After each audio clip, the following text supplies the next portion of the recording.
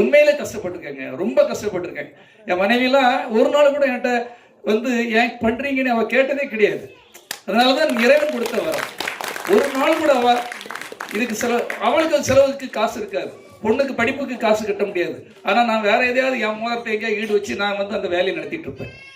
எங்க மோதிரத்தை எங்கப்பா, அங்க வச்சிருக்கேன் இங்க வச்சிருக்கேன், நைட்டு கேட்டுருவா, எப்படியாவது கண்டுபிடிச்சிருவா.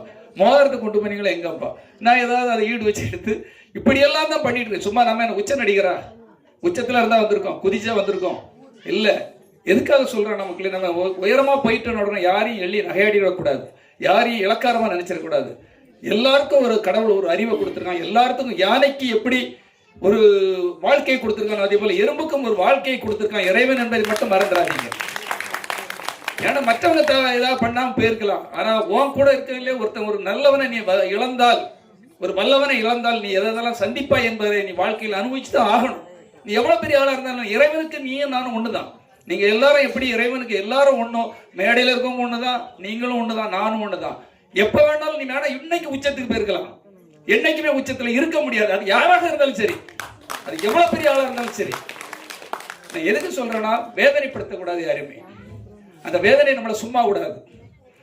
நம்ம பெரிய ஆளா ஆயிட்டோன்னு உடனே நம்ம கூட இருக்க பாவங்கள் தானே, கூட இருக்க டிரைவரை, கூட இருக்க ஆட்களை, கூட இருக்க அசிஸ்டன்ட்களை நம்ம கேவலமா சாதாரணமா நினைத்தால் நீ அதுக்குள்ள பனிஷ்மெண்ட் இன்னைக்கு வேணா கிடைக்காது. ஏன்னா இன்னைக்கு நீ உச்சத்துல இருக்கிற, கடவுள் ஒண்ணு உச்சத்துல கொண்டு வச்சுட்டாரு. ஆனால் அதுக்குள்ள தண்டனை உனக்கு கண்டிப்பா நீ அனுபவிச்சுதான் ஆகணும். இதுதான் கர்மா. அதை தான் பொன்ராஜ் அவர்கள் அழகாக பேசினாங்க, ரொம்ப பிடிச்சிருந்தது.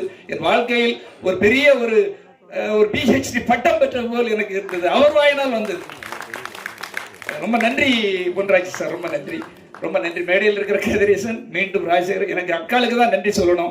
தேவயானி மேடம் பாருங்க எவ்வளவு பொறுமையா, ரொம்ப நேரம் கை தட்டுங்க உங்களுக்கு. உண்மையில ஒரு எளிமையான கை தட்டுறீங்களா தேவயானி மேடத்துக்கு?